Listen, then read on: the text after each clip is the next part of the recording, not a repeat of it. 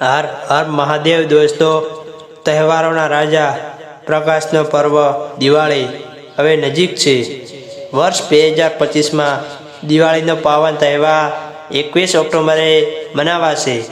દિવાળી પહેલાં આપણે જેને સફાઈ અભિયાન કહીએ છીએ તે માત્ર ઘરમાંથી ધૂળ કચરો કાઢવા પૂરતું સીમિત નથી। શાસ્ત્રોમાં જણાવાયું છે કે જ્યાં ગંદકી, તૂટેલી વસ્તુઓ અને નકારાત્મકતાનો વાસ હોય ત્યાં લક્ષ્મીજી ક્યારેય પ્રવેશ કરતા નથી। આજે અમે તમને એવી 5 મુખ્ય વસ્તુઓ વિશે જણાવીશું જેને જો તમે દિવાળીના શુભ દિવસો પહેલાં ઘરની બહાર નહીં કાઢો તો લક્ષ્મીજીના બદલે તેમની મોટી બહેન અલક્ષ્મી દરિદ્રતા સ્થાયી થઈ જશે। તો ચાલો જાણીએ આ 5 વસ્તુઓ કઈ છે અને તેને કેમ તરત જ હટાવી દેવી જોઈએ। નંબર 1, ખંડિત મૂર્તિઓ અને ફાટેલા ધાર્મિક ચિત્રો। દોસ્તો, પૂજા સ્થાન પર ખાસ ધ્યાન આપવું। નિયમ: દેવી દેવતાઓની જે મૂર્તિઓ ખંડિત થઈ ગઈ હોય, તૂટી ગઈ હોય અથવા જે ચિત્રો ફાટી ગયા હોય તેને ઘરમાં ક્યારેય ન રાખવા જોઈએ। ખંડિત વસ્તુઓની પૂજા કરવાથી પૂજાનું ફળ મળતું નથી, ઉલટાનો વાસ્તુ દોષ વધે છે। આવી મૂર્તિઓ કે ચિત્રોને માનપૂર્વક કોઈ પવિત્ર નદી કે જળાશયમાં પ્રવાહિત કરી દેવા। જો તે શક્ય ન હોય તો તેને માટીમાં દબાવી દેવા। ખંડિત મૂર્તિઓ ઘરમાં નકારાત્મકતા લાવે છે અને ધાર્મિક ક્રિયાઓનું શુભ ફળ અટકાવે છે।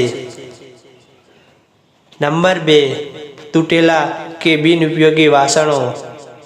રસોડું એ ઘરનું અન્નપૂર્ણા સ્વરૂપ છે જ્યાંથી ધન અને અન્નનો સંચાર થાય છે।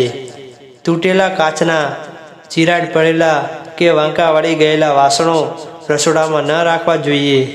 તૂટેલા વાસણોમાં જમવાથી માં અન્નપૂર્ણા અને માં લક્ષ્મી બંને નારાજ થાય છે। જૂના કે તૂટેલા વાસણોને કાં તો તરત જ રિપેર કરાવી લો અથવા ભંગારમાં આપી દો।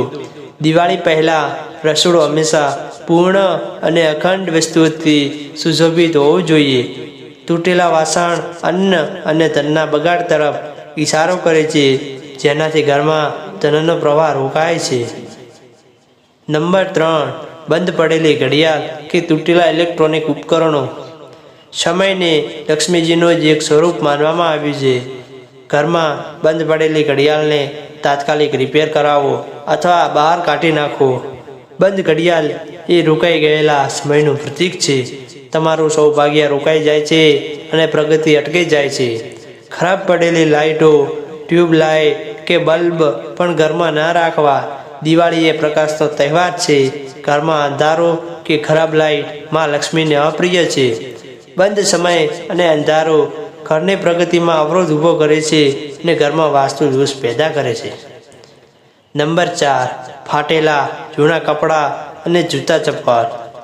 સુખ સંપદાનું પ્રતીક સારી રહેણી કરણી છે। ફાટેલા, ખૂબ જૂના અને બિનઉપયોગી કપડાં કે જૂતા ચંપલનો સંગ્રહ ન કરો। ફાટેલા વસ્ત્રો કે જૂતા ચંપલનો ઢગલો નકારાત્મકતા અને શનિ દોષને આકર્ષિત કરે છે। ઘરના મુખ્ય દરવાજાની સામે ક્યારેય જૂતા ચંપલ ન રાખવા। માં લક્ષ્મી ઘરમાં પ્રવેશતા પહેલાં જે અસ્તવ્યસ્ત જૂતા ચંપલ પડેલા છે ત્યાંથી પાછા ફરે છે। જે વસ્તુઓ બિનઉપયોગી છે તેને ગરીબોને દાન કરો અથવા ઘરની બહાર કાઢી દો। ઘરમાં માત્ર સ્વચ્છ અને વ્યવસ્થિત વસ્તુઓ જ રાખો। નંબર 5, બંધ તાળું, લોક અને ખરાબ ચાવીઓ। તિજોરીનો તાળું એ ધન અને સુરક્ષાનું પ્રતીક છે। જો તમારા ઘરમાં કોઈ તાળું લાંબા સમયથી બંધ પડ્યું હોય કે ખરાબ થઈ ગયું હોય તો તેને તરત જ હટાવી દો। બંધ તાળું એ તમારા ભાગ્ય પર લાગેલું તાળું ગણાય છે। તાળું અને ચાવી ધનની સુરક્ષાનું પ્રતીક છે। જો ધન રાખવાની તિજોરી કે કબાટનું તાળું ખરાબ હોય તો ધનની બચત થઈ શકતી નથી। ખરાબ તાળું અને ચાવી ધન આગમનના રસ્તા બંધ કરી દે છે અને પૈસાની બચત થતા દેતા નથી। અંતિમ વાત મિત્રો, દોસ્તો, દિવાળી પહેલાં આ 5 વસ્તુઓને તમારા ઘરમાંથી બહાર કાઢીને માં લક્ષ્મીજીના આગમન માટે એકદમ સ્વચ્છ અને સકારાત્મક માર્ગ તૈયાર કરો। જ્યાં સ્વચ્છતા અને સકારાત્મકતા હોય છે ત્યાં ધન અને સૌભાગ્યનો વાસ કાયમી હોય છે। મિત્રો, જો આ માહિતી તમને ઉપયોગી લાગી હોય તો વિડીયોને લાઈક કરજો અને કમેન્ટ બોક્સમાં પ્રેમથી લખજો, જય માં લક્ષ્મી, ઘરમાં પધારો. આપ સૌને દિવાળી શુભ અને મંગલમય રહે તેવી શુભકામનાઓ.